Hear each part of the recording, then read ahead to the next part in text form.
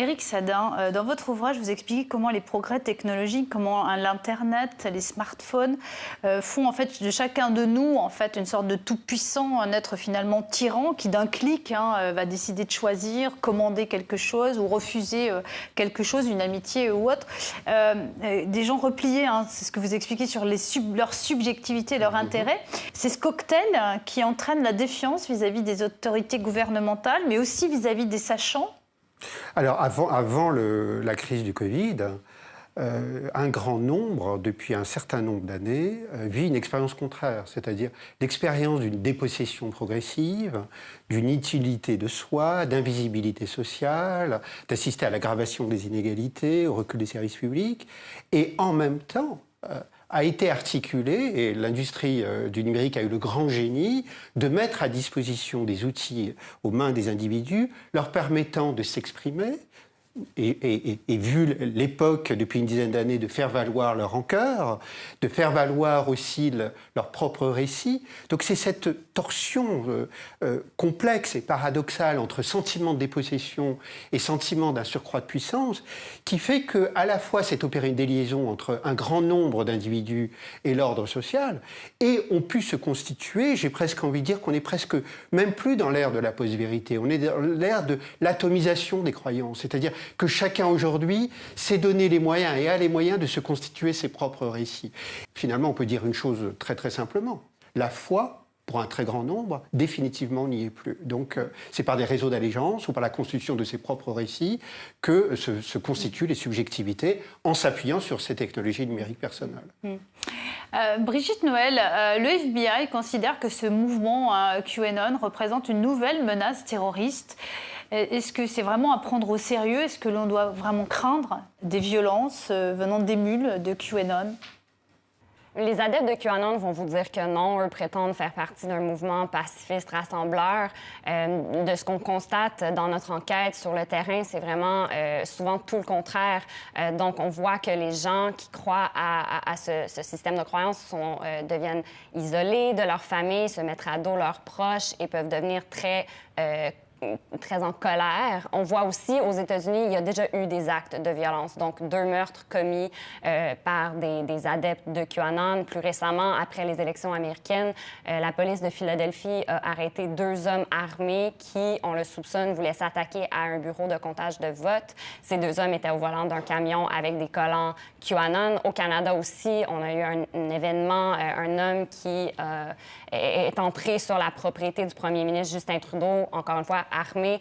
On le sait que QAnon, c'est un mouvement, un système de croyance qui pousse les gens à vouloir réveiller les gens autour d'eux. Ils veulent parler de leurs nouvelles découvertes avec leurs proches, leur famille, et ça crée des conflits, ça crée des tensions.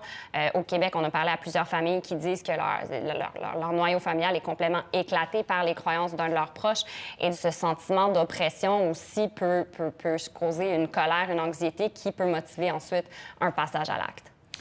Brigitte Noël, la défaite annoncée de Donald Trump, elle donne du grain à moudre à cette théorie du complot et à ce mouvement?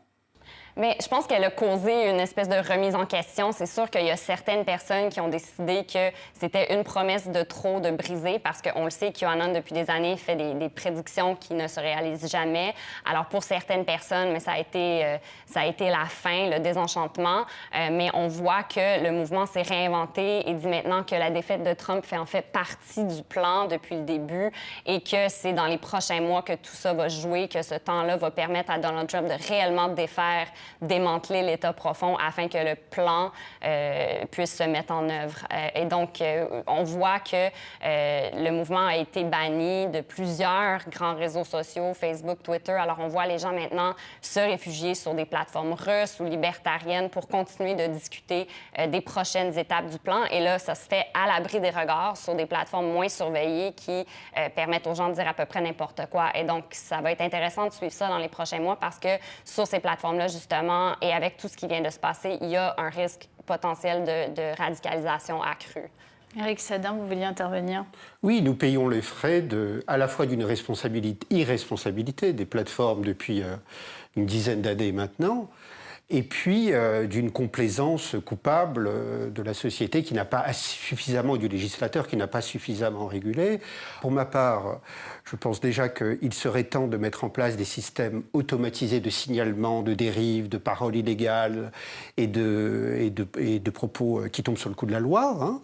Et puis, je crois que l'heure est au constat aussi, pas seulement à la dénonciation de ces mouvements, car évidemment ils sont le signe de dérive et de périls possibles. Je crois qu'il faut prendre la mesure de la désillusion contemporaine, du phénomène de saturation à l'égard d'un ordre général, politique et économique. Je crois que plus que jamais, il faut mettre en place des nouvelles modalités démocratiques qui impliquent davantage les personnes. J'ai presque envie de dire une démocratie partout agissante dans le travail, partout là où nous œuvrons, de façon à ce que nous impliquions davantage et que nous n'adoptions pas continuellement la posture passive. Et donc, dès qu'on est dans la passivité, on peut être dans la rancœur et la vaine et continuelle dénonciation. Merci beaucoup, Éric Sadin. Merci à Brigitte Noël aussi d'avoir été en duplex pour nous de Montréal. Merci à vous